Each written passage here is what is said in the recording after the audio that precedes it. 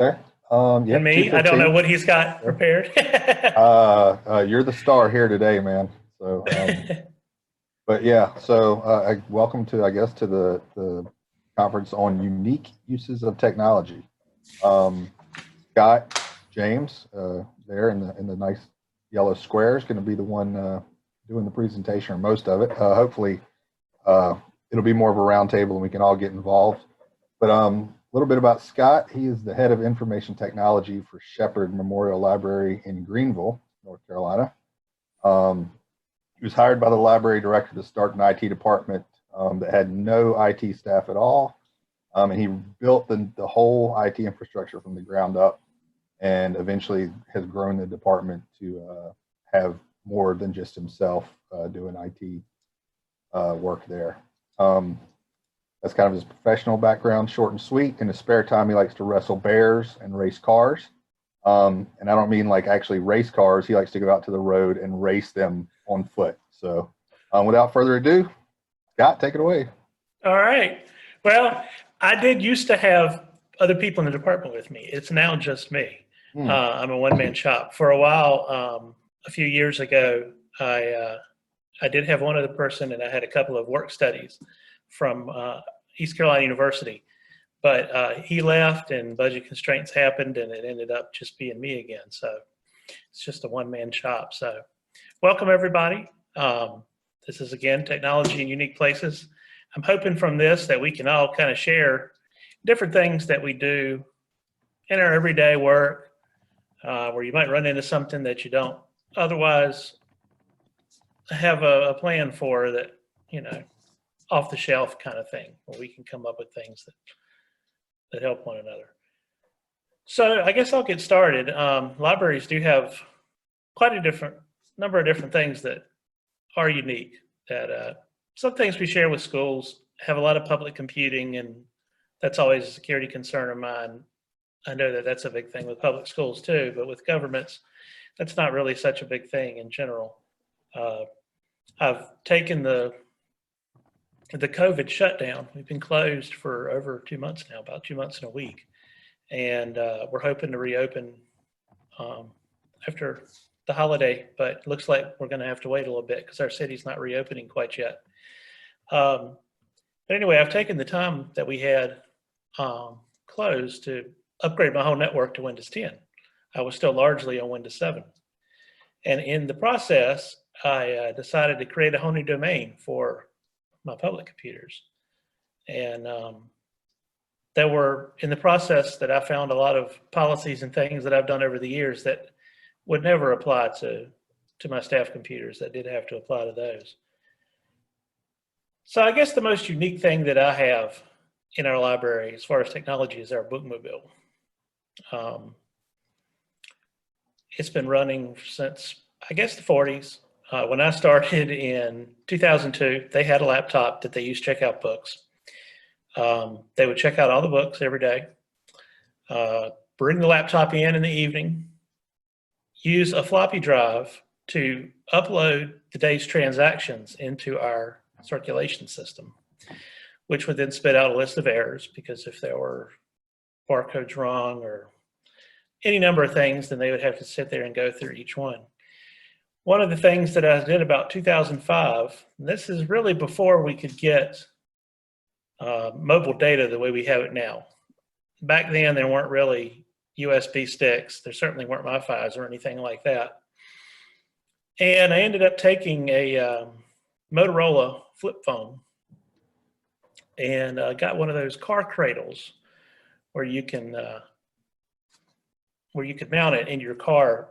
Because at that time, this was a car cradle that had a USB connector and all that kind of stuff to it.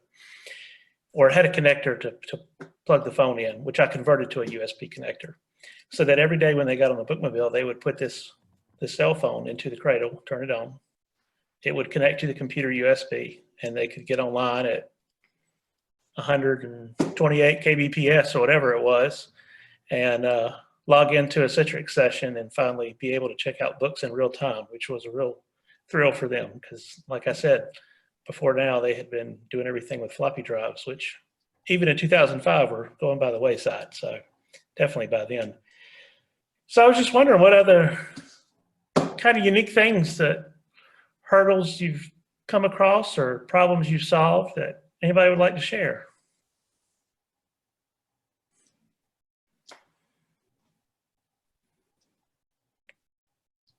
Oh, come on. I know there's some things out there. The problems, there've been so many over the years that I just don't know where to start.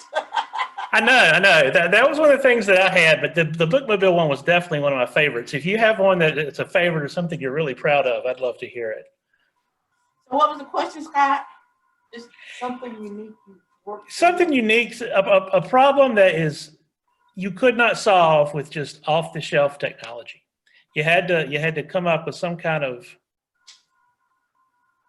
It was not a situation where you could just pull something off the shelf and use it. You had to come up with something unique that to solve a problem that people might not have heard of before.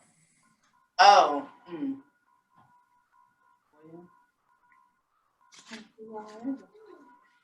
Scott, we're so far behind technology-wise that everything we do is a unique situation.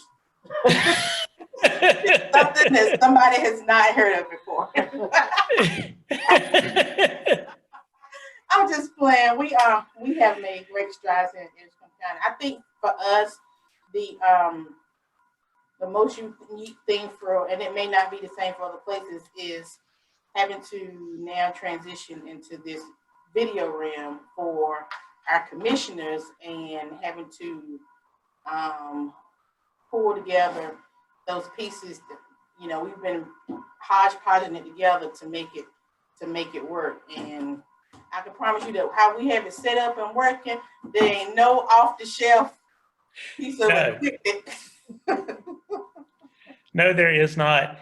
And we have a governing library board that governs our data or our overall activities. There's the city council in Greenville, but under them there's a library board of trustees, and that's who sets our policies and makes big decisions for us. And right after COVID started, they had a scheduled meeting that was already one of their normal scheduled meetings every few months. And I had not used Zoom before. I had used WebEx, so we did it on WebEx, and it went great. This is when we were still in our infancy of what we were going to do as far as social distancing and things like that. So the three staff members who would have to be part of it was my library director, me, and our business manager. We ended up going into our boardroom, sitting at opposite ends of the boardroom, each with a device, which meant we had to remember to mute whoever wasn't talking, or you get some interesting feedback. The board members were all able to log in, and we did our very first meeting that way. I had never done one before. Well, our meetings are open to the public. They don't have a public comment period. Honestly, no one really ever shows up. Sometimes students show up who are in a government class at the university or community college who just need to attend a meeting as part of their class. It's an easy meeting to attend. We just posted a notice on the door that, you know, that we were having the meeting, but that I guess you had to, I don't really know what the sign said. I just know something was posted. Well, after about a month, they had to call a special meeting to decide how pay and things like that were going to be handled going forward while the library was closed. But this one had to be streamed. And again, there's no public comment period. So I didn't want to bring in people on Zoom and then be seen, you know, like we have now, or heard. And I wasn't really that familiar with Zoom to know what to do with waiting rooms and all that. And I know that a lot of people are, with their commissions, from what I've seen on the listserv, they'll get an IT person to do all, you know, do all this. Well, anyway, I ended up streaming the meeting to YouTube, and Zoom had a really handy connector for that, where you could just stream straight out of the meeting straight to YouTube. We had some viewers, and it went off without a hitch. I'm now getting a lot more used to using Zoom. It's just in everyday life. Between the two, I picked Zoom over WebEx, that's for sure. We started with WebEx, and when I used Zoom for the first time, I was no longer very impressed with WebEx. So, how's it going for everybody else doing the video meetings?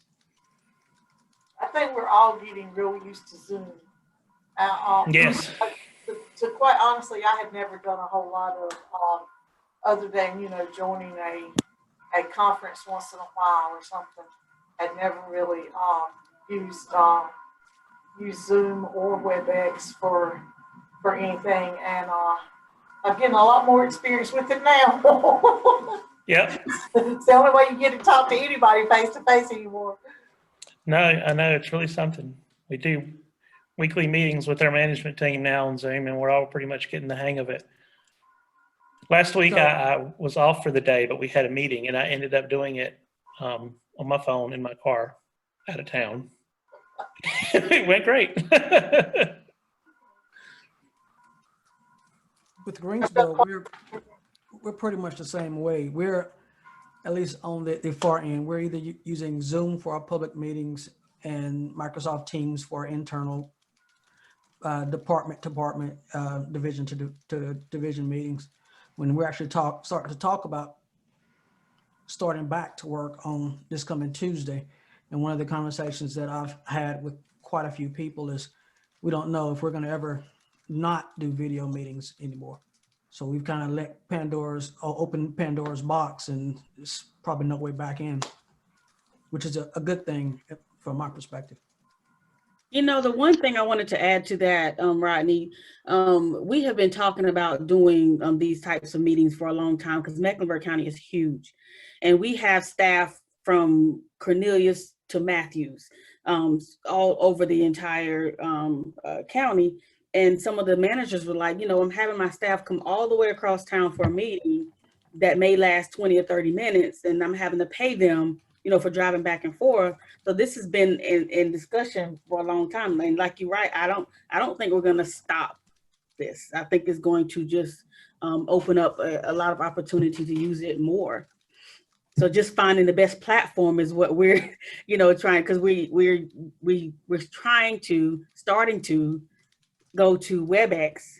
And I just used it honestly for the first time last week during a commissioner meeting. That was not the best time to use it for the first time, but everything went over well. But we have been using things like Skype, and our agency has never used Zoom. But WebEx worked fine with me. I had the opposite experience, Scott. I like WebEx. I like some of the capabilities of WebEx. So. I liked it, but my staff did not. They found it a lot more confusing to use. Some of the staff are not really technologically savvy. They found it a lot more confusing to use than Zoom. I was always having somebody at the last minute texting me, I can't get in, I'm having a problem. And when I went to Zoom, that hasn't happened at all. Gotcha. That was the only thing. I did otherwise, from an IT perspective, I did like WebEx, but from having to get everybody else in the meeting, it wasn't. Gotcha. It wasn't as good as Zoom. And what y'all are saying is right. We've my director was saying that we have a couple of people on the board. We have some aging people, older people on our board, and some with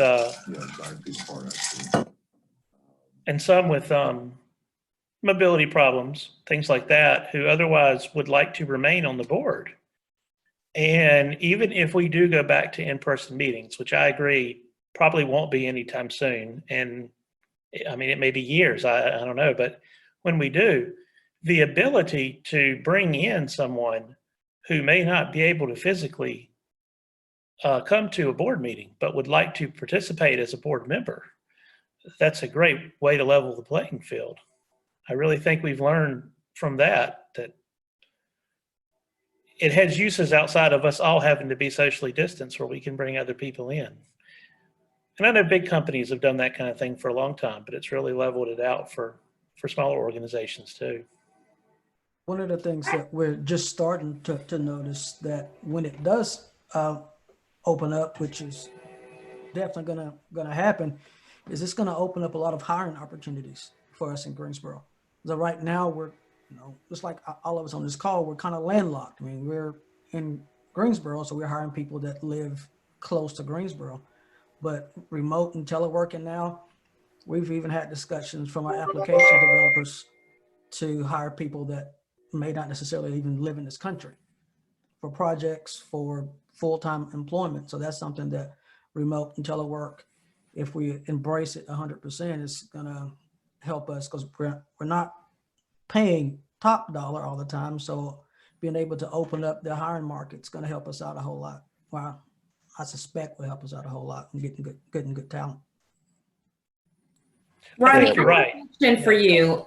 You said that you're using Zoom and you're using Teams.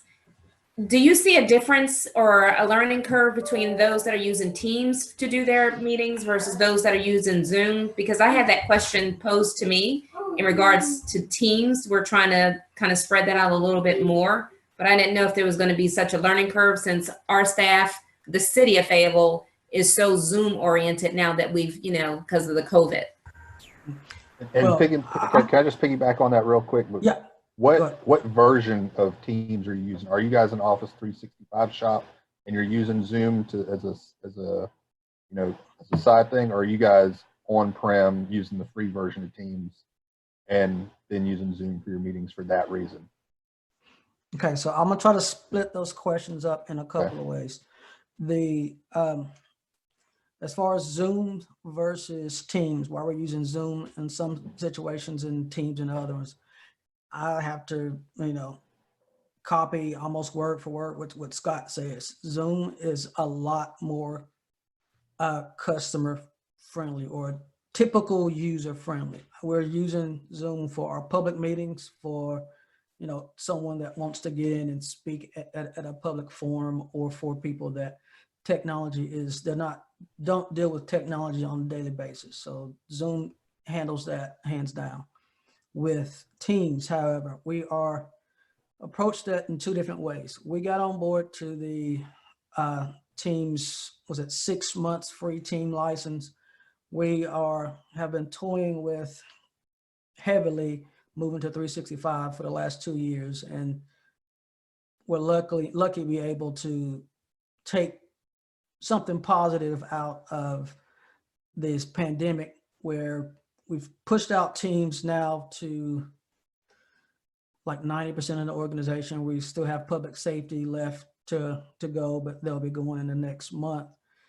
And that, whatever version that is, I should know the version number, but I know we're all using G1 licenses right now, with the hopes to go full G1 in August when that license runs out, and kind of mix in some G3s when we have the need, G5s, I'm sorry, we have the need for physical dial-in numbers for Zoom, for Teams. That's the big difference right now between Zoom and Teams and the older version of Skype. Skype allowed us to dial in through a number with the license that we have, the on-premise license that we have. With Teams, we don't have that option unless we go for the higher G5 license. And with Zoom, your $150 license per year, that gives you all of those features. So I know I kind of rambled through all of that, but I think I answered all of those questions. If I didn't, let me know. You did answer mine about, the technology side of it, where Zoom, they've made it so simple and simplistic for the everyday user. And then I'm noticing that us IT heads, we don't mind having the more complicated video to have more functionality. So yes. So I kind of echo what Selena talked about with Mecklenburg for Wake County. We're big geographically and dispersed organization. So one of the things we had started to do a couple months prior to the COVID outbreak was utilize some Microsoft Teams room devices with the intent of placing those at some of our more outlying facilities, particularly our library branches, where they can then have a room that dials into a Teams meeting and utilize that, instead of having to make sure that every single person had a laptop with a webcam and speakers or PCs hooked to the TVs. We just utilize these Teams room devices. We're still in the early testing phases of that, but that does look fairly promising long term. We've actually also started to use that for interviews for several positions. I know that was mentioned by some other people. But what we can do with that is we can literally book a conference room that has one of these devices in it, and invite a remote attendee they can join via Teams, use their webcam, and then for the in-person interview panel, they're all sitting in the same room around a conference table, all looking at the same large screen, and then the attendee gets a camera view of the room. It's much more similar to an in-person interview, and that has worked really well, and that has received a lot of positive feedback. So What'd you that's kind say of the that other was called? Microsoft Teams, what? They're Teams room devices. Teams room device? Yeah. They used to be called Skype for Business Systems, but obviously they're moving to Teams. So it's basically just a glorified Windows PC that's got some custom Teams software on it. It's pretty slick. You can walk into the room and the room itself joins. There's a pretty nice webcam with most of the packages. They're not cheap. That's the big downside to them. But for what they offer, I think they're a good value. So that's one thing we started to do before this, but that's just going to continue to come as budget allows. I'm sure we're going to be rolling some more of those out to help people who maybe are working from home, because it also works well if you've got a mixed bag of half the people are in the office, half the people are at home. You can get this kind of matrix view up on a large monitor versus on your laptop or desktop screens. So that's worked really well as well. We have something along that lines as well in Fayetteville. Basically, it's like it's a Zoom room. It's just like what you're talking about, except it's for Zoom. It's called a Zoom room, where the Zoom, the conference is already reserved. You just walk in and tap the iPad. It's actually your control center. You just walk in and tap it, and it launches the meeting. Yeah, they make these room systems for pretty much all of the major video platform, for Zoom, for BlueJeans, for Skype, for Teams, for WebEx. The reason we have elected to go with the Teams devices is that, at least as of last fall at Microsoft Ignite, Microsoft has announced a partnership with Zoom and Cisco, so that this Teams device, which is what it predominantly is, because we're a Teams shop predominantly, the device itself will be able to join a WebEx meeting and join a Zoom meeting. So that way, if you schedule, say, a meeting with an outside entity who happens to be a Zoom shop, they can send their Zoom meeting. You just forward it to the room, book the room, just like you would if you wanted to book a conference room. And then you'll be able to walk into the room and tap join on the device, and the device will join the Zoom meeting. And so that was kind of the straw that broke the camel's back to allow us to continue to go forward, so that we weren't going to be quite so vendor locked into Teams, and that these devices at some point in the future are going to be able to utilize kind of whatever is currently being used. You said that's coming in the future, but that technology is not there yet? It's not out. It is not out yet. It's not a Teams specific thing. It's these Teams room devices specific. Okay. They did a live demo of it last fall, so it is definitely working. It's just hasn't been released yet.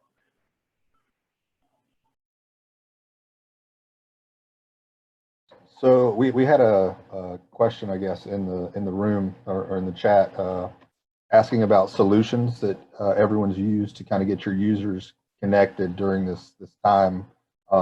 You know, where we went pretty much from, you know, maybe having a really small percentage of our workforce remote to you know, now having, you know, a very large percentage. I think we scaled up about 300 users in about a week.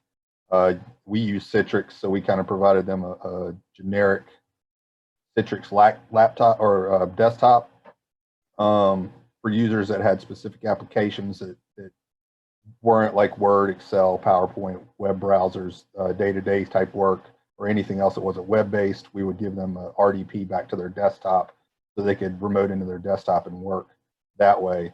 What are some of the challenges that you guys have had in your organizations, and how were you able to scale up, you know, quickly, unquickly? You know, what are some lessons you guys have maybe learned around that? Well, I was caught in a situation where I really didn't have anyone that worked from home. I had one person, our business manager, had a laptop, so that if she was out sick and needed to do payroll or something like that, she had a little VPN router at home that she could connect the laptop to. And then I went to needing all the department heads to be able to work from home, things like that, which they just didn't have. I ended up, at least for now, going with the Microsoft always on VPN.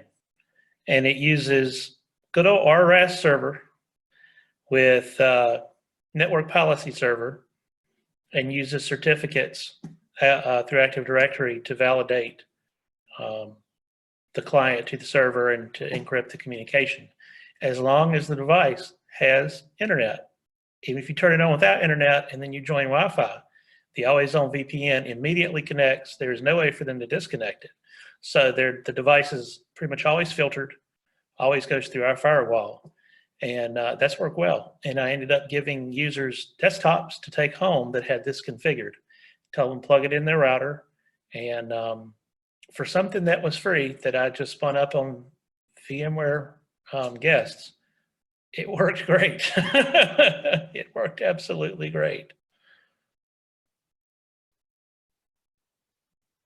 I think for us going forward, being a small shop, we're reevaluating whether or not we're going to stick with desktops or start deploying laptops instead. If we had had that in place already, our workforce would have already been mobile, and it would have been a lot easier. That's something that I'm thinking about too. I've always stuck with desktops and only given laptops to people who needed them for a purpose. And that's something that I'm considering as well. Yeah, we're looking at our whole computer replacement plan totally different now, and identifying those users who need to be on a laptop. We can't hear you. You need to speak It's up. kind of really hard to hear you. Yeah. Can you hear me? I'm sorry. Yeah. This better. I'm on my laptop, and this one is very hard on the audio. I normally connect via my phone, but I was saying that we currently we're looking at our whole replacement plan in Fayetteville, because we are identifying those users that potentially or should have a laptop versus a desktop. We actually deployed about 50 plus, closer to 60 laptops during this whole virus pandemic for folks to work at home. So we're really looking at trying to identify those users who really need a laptop, and we won't have to go through this when it's time to work from home again. In addition, we have some users who are utilizing their personal computers at home to VPN back into our network. I guess VPN, or is it VMware? I'm not sure. Ulysses and or Melissa may need to talk to that more specifically, but we had another 40 or 50 users that we're having connect that way. It's VMware through our HTML connection. Yes, thank you, Ulysses. Yeah, so Wake's been on a several-year process of basically replacing desktops with laptops and docking stations. It's just been an ongoing thing for 6 or 7 years now. So that's kind of the route we went. We did have a decent stock due to a CIP replacement order that we're able to roll out quite a few laptops as part of this. But we also actually took the route of, we've been deploying Lenovo Tiny desktops for several cycles now. So we actually just had folks who had those Lenovo Tinys. We just pushed our VPN client to them and told them to just take it home. And so they literally just took the desktop and their monitors and keyboards home, and that's what they're using at home. It wasn't ideal for a lot of people, but it's better than nothing in a lot of cases. And so we were able to push a lot more people out the door faster by doing that solution. So that was kind of an unusual thing. How did you facilitate getting the desktops connected back to your network? Did you already have VPN clients on them, or did you have to go around and install them? We have package management, so we just pushed out the VPN client to any device that didn't have it. It took about 30 minutes, so okay, yeah, it wasn't a big deal. Okay. Have any of you guys seen any issues with bandwidth? Was your bandwidth maxed or taxed at all by bringing in a lot of users remotely comparatively to what you had seen in the past? So, surprisingly, no. Everything's been almost as good as it was prior. Yeah, Wake hasn't been having any bandwidth issues. We did have a little bit of an issue with the more simultaneous VPN connections that we'd had, but we'd also just done a firewall upgrade in the last 6 months. So they actually ended up, our network guys pulled those firewalls to pair off the eWay stack and reconfigured them as dedicated VPN appliances. And so we were able to handle basically as many VPN clients as we can take right now. It's not a bandwidth issue on our end. We're actually seeing more reports from our end users who have poor home internet connections. And so when they're on VPN, it's actually their internet that's causing a problem. You know, they got a 10-year-old wireless G router and they're on the other end of the house. And so that has been actually our bigger issue is, you know, whether it's a very poor connection or just a really old crappy router or something along those lines. That's caused us a decent amount of headache. Ours has been the DSL in the area. I mean, we're a small community, and CenturyLink is not investing anything in improving the infrastructure. So our users who had broadband through Spectrum, they've been great. Users who had it through CenturyLink with the DSL, they're barely able to maintain a DSL connection or maintain a VPN connection, let alone do remote work.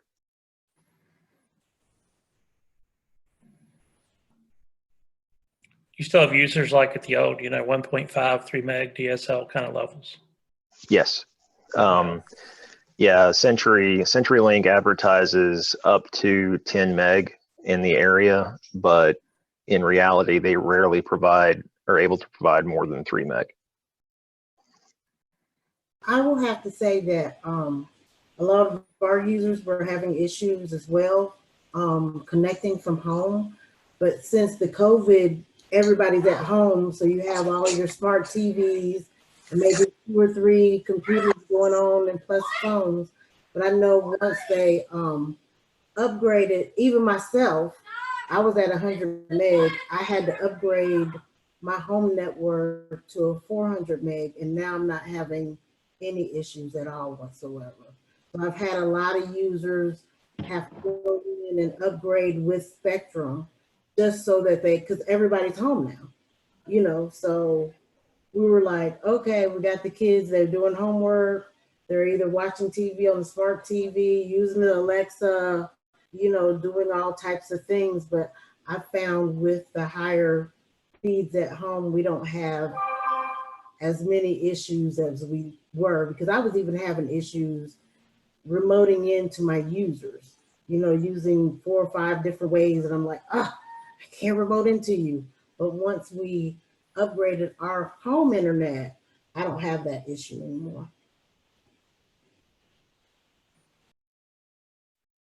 Have you guys been taking advantage of any of the free or limited time upgrade offers? I know Rodney talked about the Teams, the 6-month Teams that they did. For us, we took advantage of Duo licensing for our multi-factor authentication because we had to really scale that up really quickly. Have you guys taken advantage of any of those offers that are out there on a new product or expanding your product and something that you may keep moving forward? Yeah, so we at Wake utilized the free offering for Power Apps and advanced licensing. I think it was what it is. Power Apps licensing is really bizarre, but it's the advanced version of Power Apps that allows you to connect to backend SQL servers, say an on-prem or an Azure-based SQL server instead of just an Excel backend for Power Apps.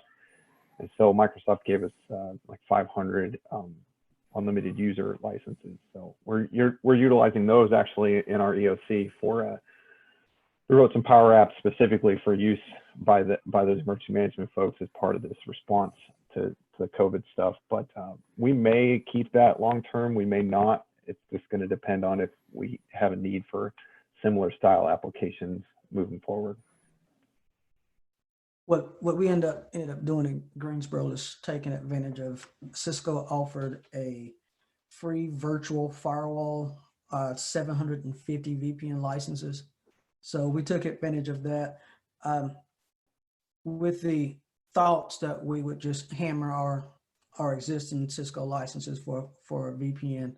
But what we've noticed during this whole pandemic is we never reached the 350 or 400 licenses that we have with Cisco VPN, considering we're splitting about 30% load with public safety off of Citrix. So we're going to end up giving those Cisco licenses back.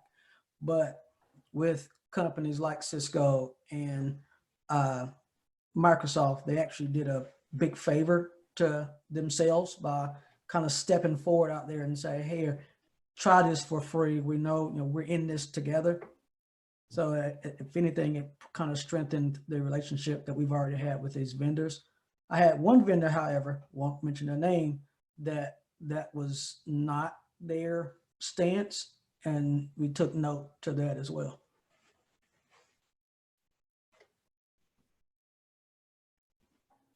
We use Cisco Meraki for all of our wireless in all of our libraries. And I don't know if they're still doing it, because I actually ended up having to take, well, we had prepared to open next week, so I had to take these out. But I had taken old access points that I had that had been, were going to be surplused, put them in the windows around the library where the parking lots are. And I didn't have licenses for them, but since Meraki wasn't enforcing licensing restrictions, I was able to turn them on for our public Wi-Fi. People could pull up in their cars and use the Wi-Fi, do schoolwork, whatever they needed to do. We were preparing to open next week, and I've taken those out because they were literally just sitting in windows in public areas and things like that. But there have been a lot of organizations or companies that were allowing organizations to just exceed licensing restrictions. And I think it's to their benefit too, because a lot of us will get used to this stuff and want to keep it once this is over with, and then we have to pay for it. Right. Come on, Speaking of paying for things, how many of you guys are looking at a severely reduced budget for 2021 because of this? Yep. Yep, Yeah. we've had to cut some things out quite a bit. Yeah, Wake's overall budget is down 17 million from last year, so we're taking a pretty big hit. It's over 100 positions, so it's pretty painful as far as the county goes. Yeah, we're in a hiring freeze. If anyone, we haven't laid anyone off, but if anyone leaves or for any reason elects not to come back because they don't want to deal with COVID, then they won't be replaced. The work will be spread around. And I'm sure that's the case pretty much everywhere. Our nickel G's training money went into new laptops. Can you repeat that? For at least for me, it broke up really bad. Our nickel G's training money went into new laptops. Okay, yeah, I got you. Yeah, it's been nice not having to spend that money that would have otherwise been spent to travel. That's definitely for sure. And I'm not sure what's going to happen if, in the fall. That's usually the more expensive conference for me because I live in the eastern part of the state. And I don't know if we'll have the money for that. I'm sure a lot of people are going to run into that. So how have your staff overall, some better than others, but how have they adjusted to working from home? What have you found? People, I don't want to go back to the office. I don't think they want to come back. Yeah. I agree, yeah.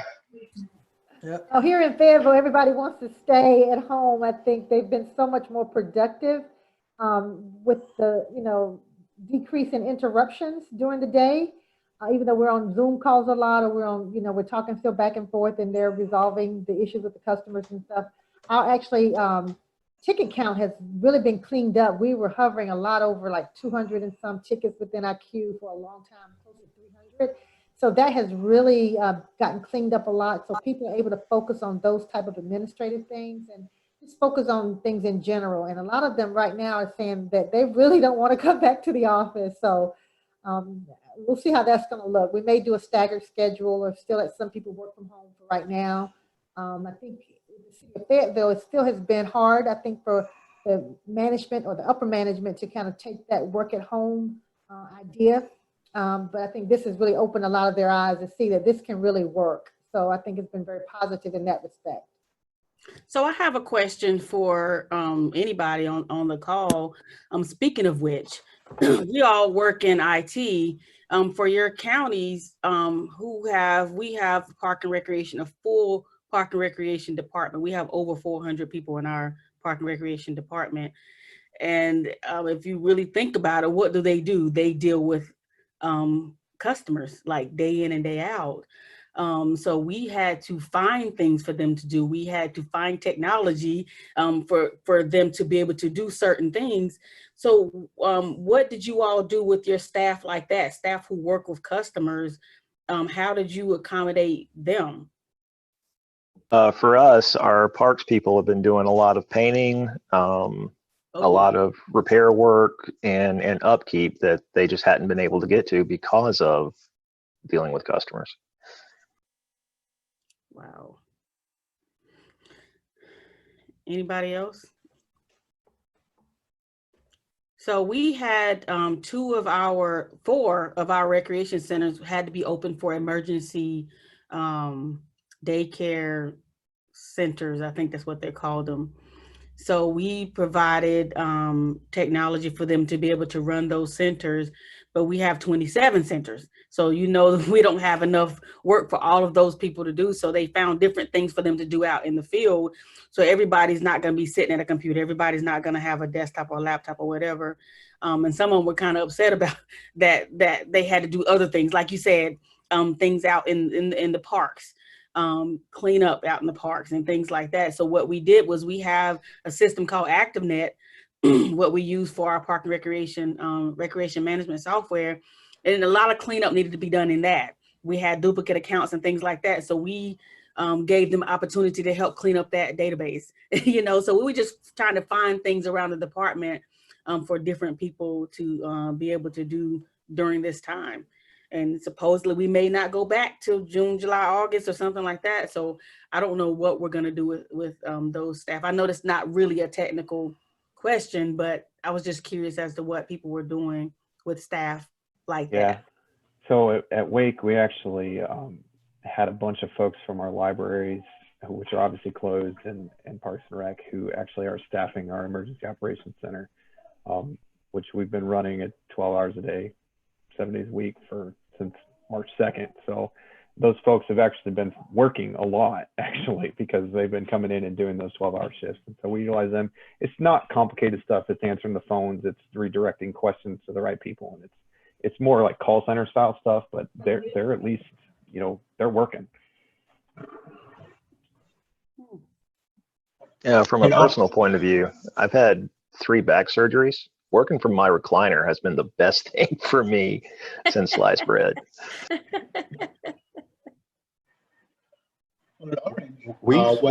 What they have started doing is they're starting to host virtual sessions, and they're starting to provide that more and more to you know, the students, you know, their parents, so that way the staff is engaged, as well as they have, you know, continuing opportunities that the parents can enroll their kids in to keep them busy. Okay. I've worked harder over the past few months than I have in a very long time. It's interesting. All of us have, and I'm thankful. I know, and I'm thankful because there's a lot of people who don't have jobs. I keep telling myself I'm thankful that, I mean, we got like 25% unemployment or something I heard on the radio. I'm very thankful, but I have worked harder, longer hours in the past 3 months than I have in years. If you think about it though, and please, if you have a wife or a husband or somebody that's in these fields, please do not be offended by my statement.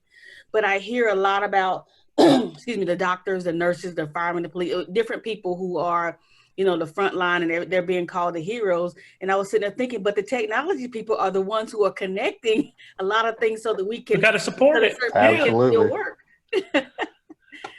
And, you know, we had to get creative too. We had to, I mean, one of the reasons for this session, we had to get creative too. We had to figure out ways to make it so that people could do their jobs. You know, people who were not technically, savvy, I'll say. Some of us had to train people, you know, and we had to sit with people, whatever we had to do to make it work. And we were expected to make it work. So I think that we are heroes too. Yes, I'm tooting everybody's horn. I think that as technical people, I think we are. I love it. I love it. You all did a great job, Felina. This is awesome. You did an awesome job. We actually, our corporate communications department kind of featured a different department each week on their Facebook page for the city of Fayetteville. And so actually our IT department got a spot where they actually, you know, kind of talked about how we were providing that technology behind the scenes to keep things running within the city for our citizens to be supported from the other departments. So that was pretty good. But I do agree with you, Selena. Sometimes that part gets forgotten.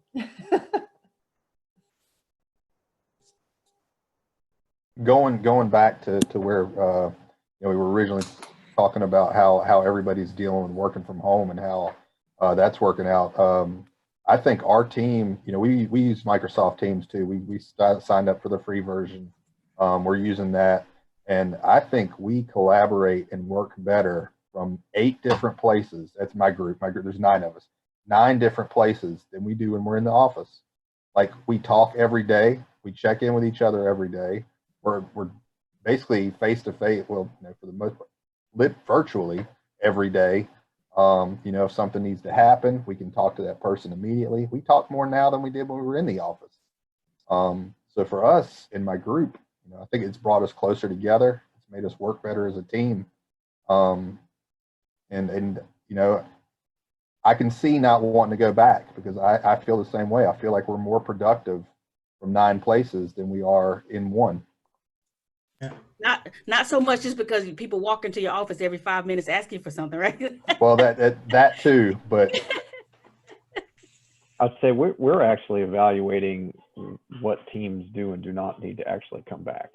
So my team, I predominantly handle Office 365 and a few other automation things, but I don't really have a reason to be in the office, and neither does my team. And so there's talk right now about us just not going back at all and just turning this into a complete telework team, which I'm fine with. I'm perfectly happy to sit at home. And I know my team's very happy about that too. I have a question on that. How do you sell that to your management that this is working the way that we know it's working, but in a way that you're still a productive without having to, well, if you can work from home, then do you really need everybody you have type deal? We're selling it from a couple of different perspectives. One, we are as an organization on an extreme workspace crunch right now, to the point where we're literally out of office spaces, but yet we're trying to hire more people. At least 6 months ago we were. So the potential space savings about not having people in the desk all the time, being able to share desks, somebody's in on Mondays and somebody's in on Wednesdays and they share a desk, that type of thing. That's a big financial aspect from our general services folks.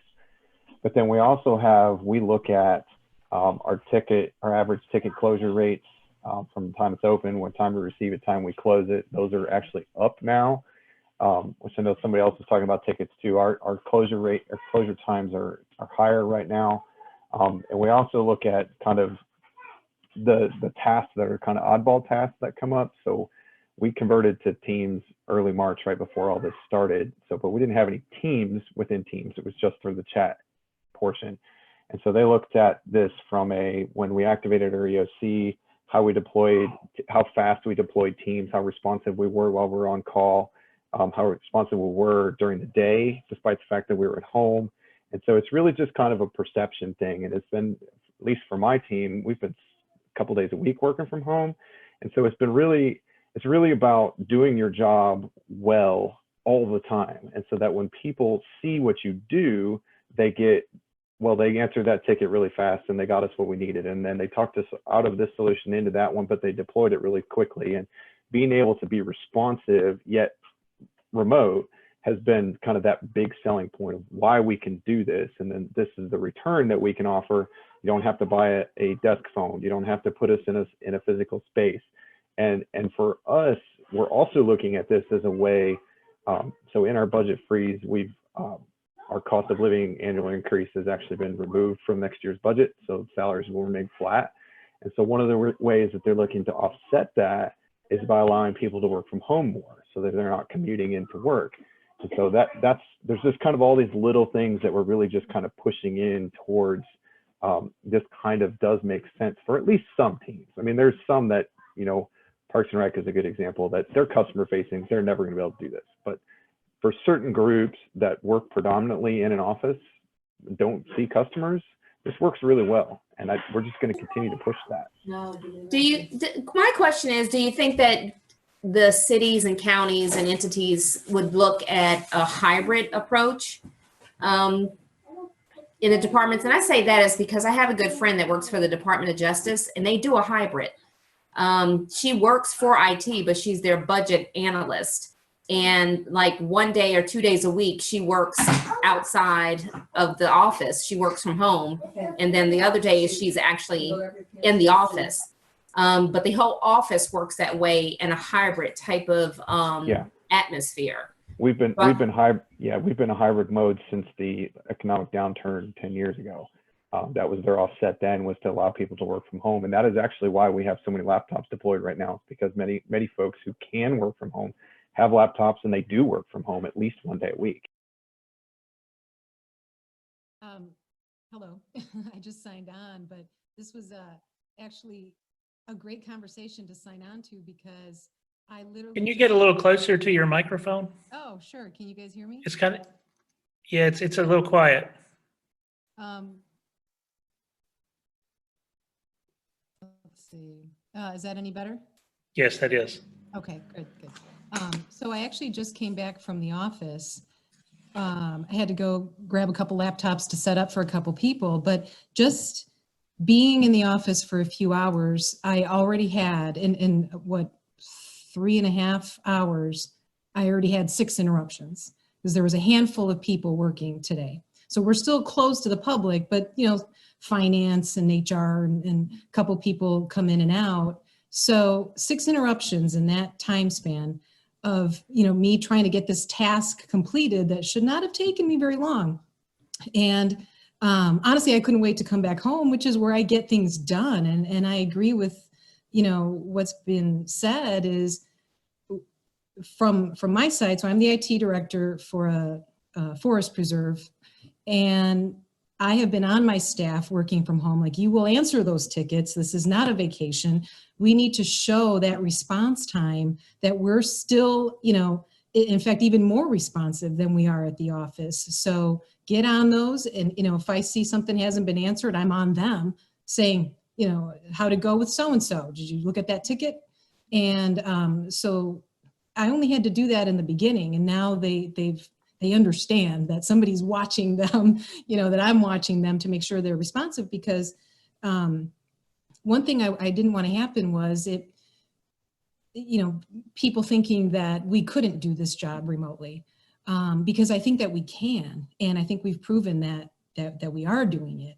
And in terms of my position as the director, I need that time to concentrate. I've got tasks and projects and different things, and I don't need to be interrupted if the toner goes out on the printer, like I got interrupted today. So from home, I get those things done. I have gotten so many of these projects that have been on my to-do list for years. I've actually gotten them done in this second half of being working from home. The first half was crazy, getting everything figured out for everyone else. But this second half has been, okay, wow, we've got a routine now. I have time to concentrate, and this is working out. So I'm trying to figure out a hybrid solution where, maybe I go in 2 days a week, see everybody, hello. But if I want something done, I'm going to have to do it from here, because even closing my office door doesn't matter. They just open it right up. Yes, you made a great point, Denise, that you had to reestablish clear expectations. And it's almost like starting a new work environment or starting a new job, because it's a completely different environment than what the employees and yourself even were accustomed to. And so you almost have to start from scratch and have those high touch points as a manager, so that you can establish those clear expectations. So that's really cool. I'm a little back from this exact experience. we went from like weekly meetings. Honestly, it may felt like a little overkill at the beginning.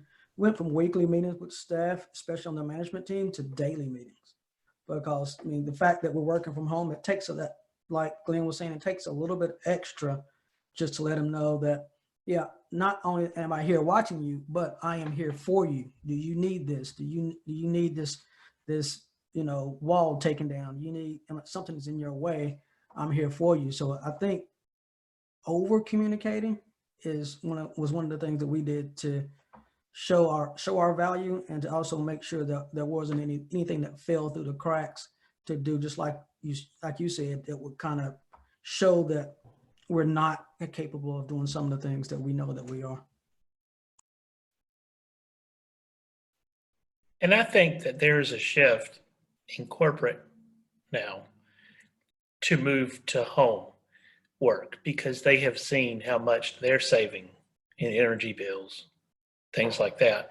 I saw that, I think it was Nationwide Insurance is largely not going back to offices.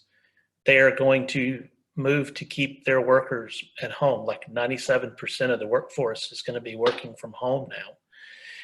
And if they don't have to pay, and I know that governments own their facilities and corporate leases them and things like that, but I think once government sees what corporate's doing, we'll follow along in time, just because we can also save on energy bills and things like that. I see a struggle there in the public sector because the public sector is so, they try to be so even for everybody that, you know, if you have a tax department that has to come in and the IT people get to work from home, you know, that that's going to become I can already see a little of that in the return to work schedule that we've been given, you know, for when we're supposed to go back. You know, our county's come up with I don't know why they did it. You know, the state has the 1, 2, 3 phase, and our county decided, I guess, because they're way smarter than the state, we're going to do an ABC phase, which is a little bit off. It's about a week off from the 1, 2, 3. And I've already kind of seen some things and, you know, emails going back and forth. I'm trying to hold my staff back like to forever. Like there is no reason for I manage the infrastructure group. So we're servers, we're networking, we're, you know, everything we do, we can pretty much do from home unless it's replacing a switch, replacing a server, replacing something. And so I'm trying to hold my guys back to the very last minute. And I can seen some emails already, you know, like IT doesn't have to abide by the rules, you know, that kind of stuff. They don't take into consideration that IT is also the ones that are working 24 hours a day, that's getting up at 3 a.m. in the morning to fix stuff while they're sleeping. It's just, but I can see that kind of being an issue, you know, long term as this goes on, that unless you have some real buy-in from the top, that even though we can do what we can do from home and we can be just as productive in the long run, that politically it's not the right thing to do. I don't know if you guys are seeing any of that where you're at either. Yeah, definitely the politics is coming into play on it, you know, because I know a bunch of you guys know Ted Norris. And I know I've been driving him around like a chauffeur one day, and he was, I think, reconfiguring some switches using his iPad in the passenger seat while we're going down the highway. So, you know, if he can do that, what can't you do when you're remote? Right. Out of curiosity, how many folks are already going back into the office at this point? I am occasionally. I'm in a library facility right now that's about 2 minutes from my home just because it's quieter than my house. I'm back now. I've been back for 2 weeks. You're looking at it. Nope. Mecklenburg County has the highest count in the state of North Carolina. I haven't been to Charlotte in 3 months. Wow. I'll say I haven't been in the office since March 13th, so I'm perfectly fine with that. Yeah, I haven't been in the office since about March 17th, 18th. Yeah, about What the we're same doing March is we're 23rd. I think March 23rd was my last day there. I swung by one day to pick up I my was there iPhone. yesterday. we are rotating one person in the office each week. There's 4 of us, so one of us will be in the office each week, and then the other 3 weeks we're working from home. So this is my week in the office. And I tell you, when it's that time, you really put as much into it as you can, because there's a lot of stuff hands-on that you have to do that you can't. For instance, the big monitor behind me that I'm working on, that I'm not taking a 55-inch TV home to work on. So that kind of I got a question. I got a question for everyone that has been working home for a good long period, and this was asked in my session yesterday, and I struggled with this. How do you get that work-life balance? So when I was working at home, I was doing 1 week at home, 1 week in the office. Ted and I would switch. And what I had trouble with was when 5 o'clock came, I'd still be thinking about work. Or if I happen to walk by my porch, I'd look out on my porch. That's where I was working from. And I would start thinking about work. And I didn't have that delineation between work and home that the commute got me. And so how did you guys manage that, that work-life balance? And Glenn, and this may not be the same for everybody, but I took over, as y'all can see, this is my husband's man cave upstairs in our house. So I took over his man cave from my office, and it's upstairs. It's the only room upstairs. And so when I come downstairs, mentally, that helps me shut off. For me, that's what helps me, is being able to say, okay, upstairs is work stuff. When I go downstairs, it's family. Except for right now, my 9-year-old is behind me because he's in trouble. But but I'm up here all day by myself most of the time, and then downstairs is family. That's how I was able to shut off. I'm not able to shut off. I'm still working but I did that in the office. I left the office very late, so I leave this office that I've created in my home. I leave that very late as well, so I'm still working the same. For me. Yeah, Melissa, she wouldn't leave the office in a normal day to 7:30, 8 o'clock. So nothing much has changed probably for her. For me, it was a little different. Having worked for IBM for 25 years prior, and they were one of the first corporations to kind of do the work at home thing. And then in 2017, they kind of pulled that back and said everybody come back in the office. But for me, it's been good because I had already had my home office set up, and I'm able to walk away. And in the evening when I was going in the office every day, I would leave about 5:30, 5:45, and then I would still log in later at night.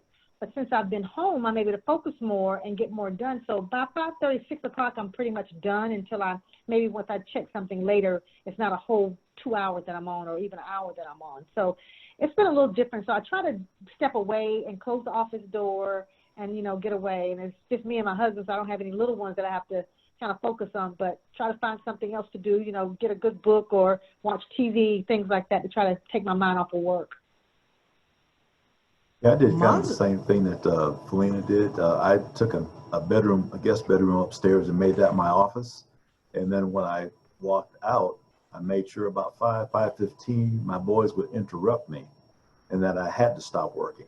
So once I got downstairs, that was it. It was family time at that point. So help from the family helped me shut off. And of course, every night about 9 or so o'clock, I'd be sitting down watching TV and think, oh man, I bet I can do that with that switch.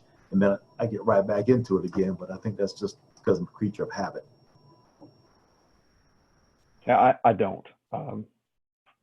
Maybe it's because many moons ago I was a one-man shop for a couple of years, so I don't shut down work mentally.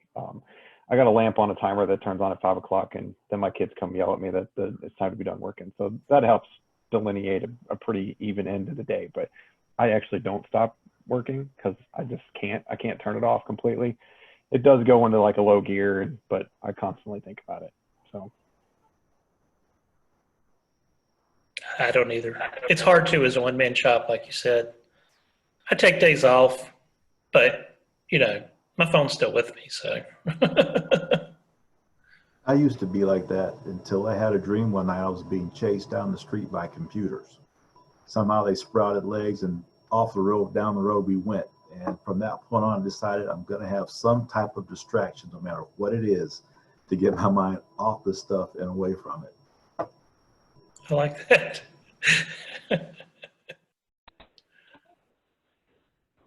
All right. Well, I guess while there's a lull, I know that I don't know how much I'm supposed to stick to the time here. We're at 3:20. Yeah, we are. If you guys want to stay in here and hang out, that's cool. It's fine with me, I guess, until 3:45 when the next session starts. But I just want to thank everybody for coming in, being part of this. It felt like a little bit of like a locomotive. We started slow, but I feel like we finished pretty strong, and a lot of good information was shared. I'm not going to close the room, I don't think. I don't know how to do that, but I just want to remind everybody to head out into the virtual hall when you're done with this. Go talk to some vendors. they are supporting us, and it's good to stop by and talk to them. There's just some good people out there to talk to. I've met some good people that probably I wouldn't have clicked in their rooms or stopped by their booths if it was real life, but since it's virtual and I could just dip out pretty easy, I stopped and talked and met some really cool people. So I would recommend you guys do that as well. I've got one Thank you, question. everyone, for coming. I got Yeah. one question, if you don't mind me asking before we get off. So we are talking about going back in. It's like I mentioned a little bit ago. With the people that are going in, how are you approaching PC replacements? So we work on a leasing schedule, and we have, regardless of pandemic or not, we have equipment that expires off a lease, and we have to replace it. That's a hands-on activity. And I'm feeling, not too comfortable putting the staff in harm's way when going out and working with one of our other 4,000 employees replacing their computers. So how are you guys? Send them in now before everybody gets back. Send them in before everybody gets. It's going to be hard to do, but I'll take that.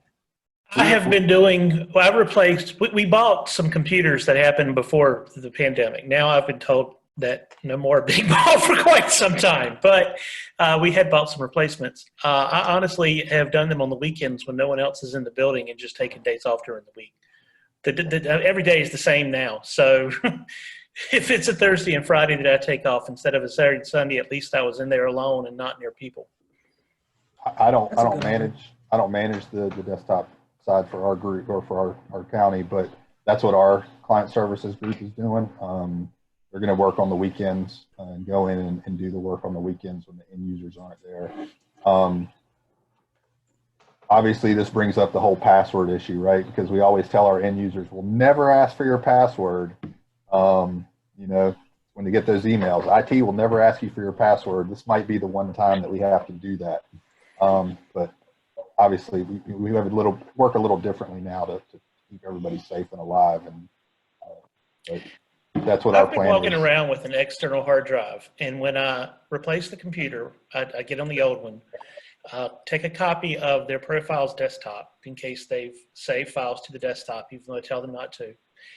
And I take a copy of the Firefox and Chrome bookmarks. Everything else that we have would be stored on the network, and then I just keep that, and then when they come back in and they need those things, I've told them, call me, email me, I can restore those things remotely over the network. And that way I never actually have person-to-person interaction with the user. Those are good ideas. I hadn't really thought about weekend hours because, staff are people and they have lives as well too, but that may be a good way of right now it's easier. I mean, no Yeah. one's in school, no one's anywhere, and every day is the same. So it's a lot easier right now than it would be normally. Yeah. For us, we just change their password and then leave them a sticky note to call us when they come back in. And then we reset the password for them. Yeah, can do that. Yeah, we do that too. Okay, thanks for that.